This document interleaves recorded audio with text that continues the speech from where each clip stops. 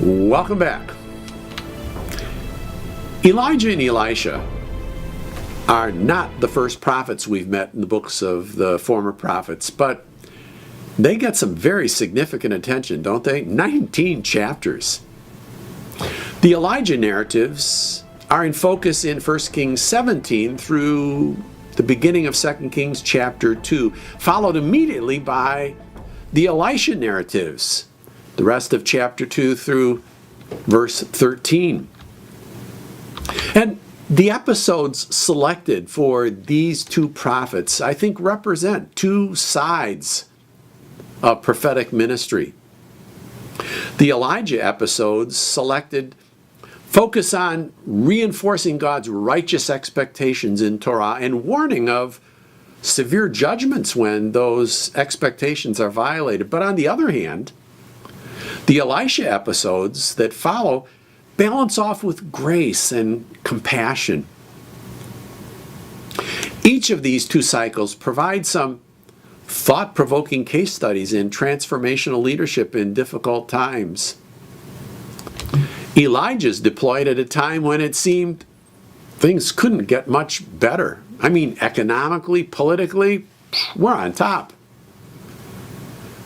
But it was also a time that things couldn't get a lot worse spiritually and morally.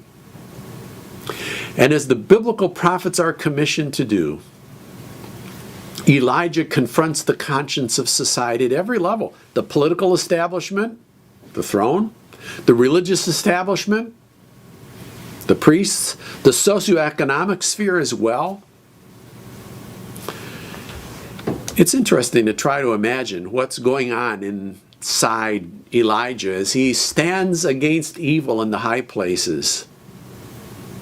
He knew it could be hazardous to one's health. I mean, both physically and emotionally. And as the story unfolds, we see Queen Jezebel having a fit and ordering the prophets of Yahweh to be slaughtered.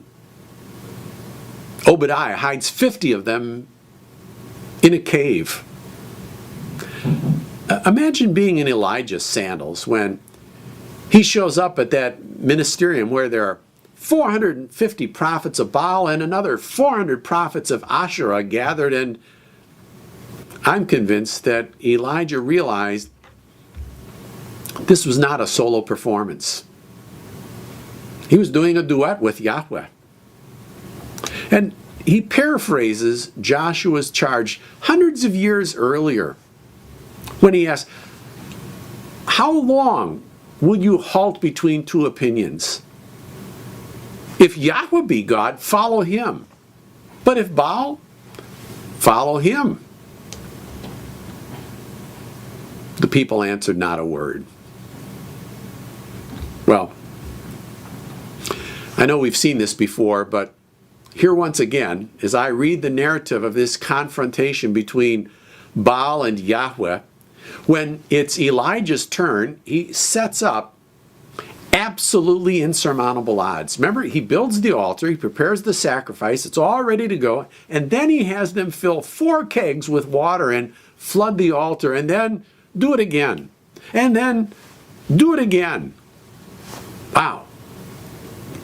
The altar and the offering are drenched. The moat that he dug around the altar was flowing with water. So when he prayed and the fire came down, there was no way of explaining it except that God had done it. I don't know how much time passed, whether it was fatigue of mind or body and spirit too, I don't know, but it's telling that in just a few verses, when Jezebel's taken out a contract on Elijah, he's filled with fear. Chapter 19, verse 3, and he tells God he's ready to check out. Watch the shift in perspective here. Elijah's hiding in a cave, having a pity party when Yahweh asks him, what are you doing here, Elijah? And Elijah replies, I've been very jealous for the Lord God of hosts, for the children of Israel have forsaken your covenant and thrown down your altars and slain your prophets with the sword.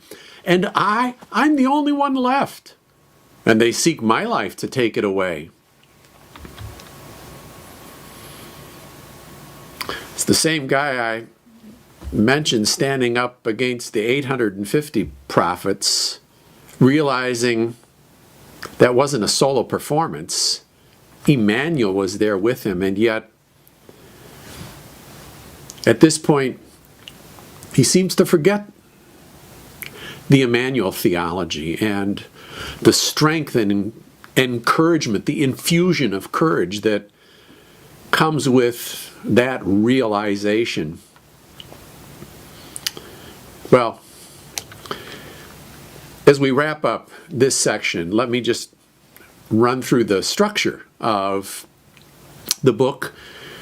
The first section, of course, is dealing with Solomon, 1 Kings 1 through 11.